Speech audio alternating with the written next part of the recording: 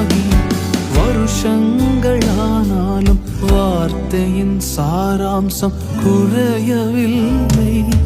கானானை சேர்ந்ததும் தெரிந்து கொண்டே சுமந்தவர் மேலான கானான் என்று ஒருவனாயிருக்கையில் அழைத்தவரே, ஆயிரமாக்கி மகிழ்பவரே, சொன்னதை பிசகாமல் செய்பவரே, யாவே வைராக்கியம் உடையவரே, ஒருவனாயிருக்கையில் அழைத்தவரே, ஆயிரமாக்கி மகிழ்பவரே, சொன்னதை பிசகாமல் செய்பவரே, யாவே வைராக்கியம் உடையவரே.